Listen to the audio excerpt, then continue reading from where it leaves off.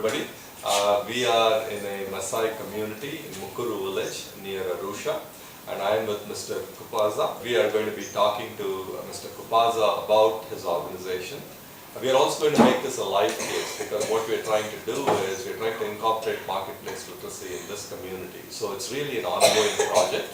So we're going to talk about how to implement this particular project, and as it moves along in the months and years, you'll be able to join us as well and learn from this process. So that's what we look forward to, and I will be interviewing Mr. Kupaza very soon about this. Behind me are people from the community, youth, women, others from the community who are participating in our pilot group. So we worked with them last June, we are working with them right now. They are giving their time in order for us to create this educational program.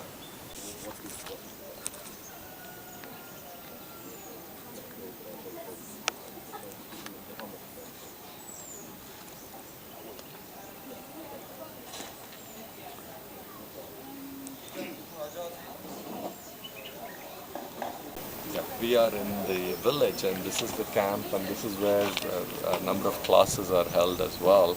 And you can see the background, the typical background of an East African community.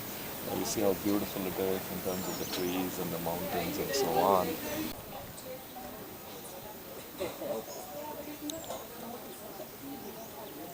Kupaza, it's wonderful to be in your communities today. Working with the Maasai tribe. In the background, of course, is a beautiful view of this whole area. I had a few questions for you, given your vast experience. My first question is, when you approach a community like this, what are the challenges in learning about them, and how do you overcome these challenges?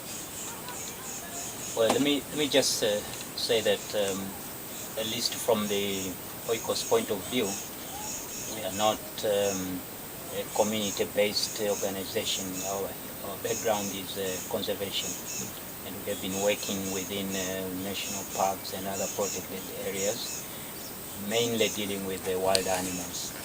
So working with the community, even though we have done this for 8 years now, it has been completely new area for us. And the challenges, as I would see, is that we didn't know anything about community. So we came here to this community, first of all, to settle and understand what the community priorities and interests are. So the first thing is simply to sit around and work with the community, listen to them as much as possible before you say you understand what they need. Mm-hmm. Very good.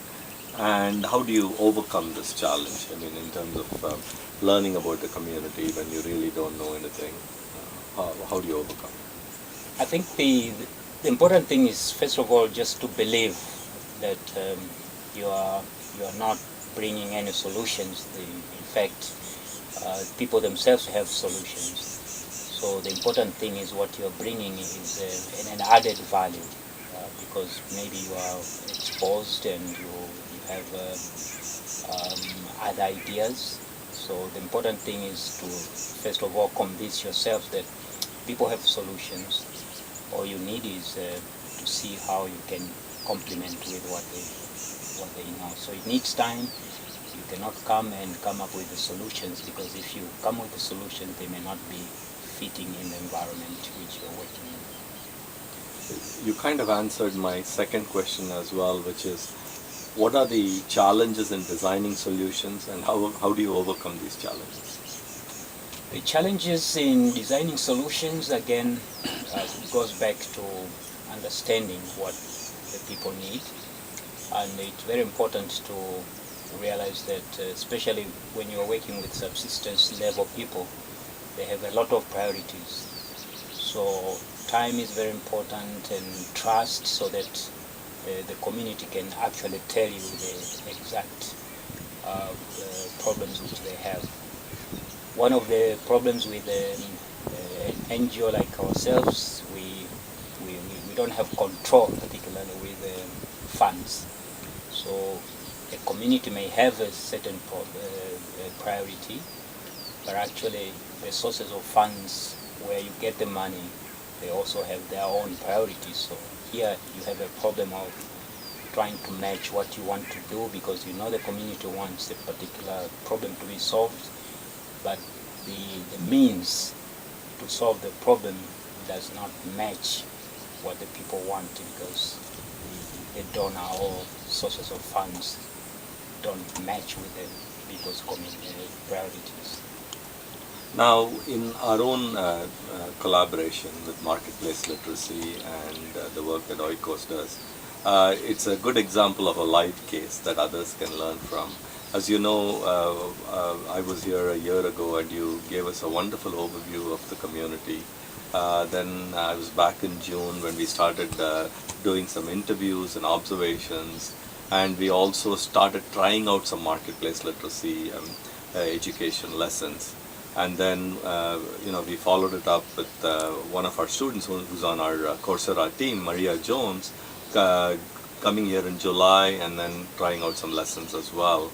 And now we are here again, and we tried out a lesson this morning. And so my question to you is, where do you see this going in terms of a collaboration? What do you see as the next steps and so on? And it will be very useful for the audience looking at it as a live case. Okay, as I said, Marketplace, the way I see it, is an empowerment program. And also earlier I said Oikos doesn't have much experience working with the community. But I see that in this sense, even sustainability of the interventions which we have made in the community, we are not quite sure, because we lacked the aspect of empowerment on during interventions. So I see Marketplace taking this position where people can now be empowered to sort of carry on with activities in every intervention which we made in terms of sustaining the activities. For instance, the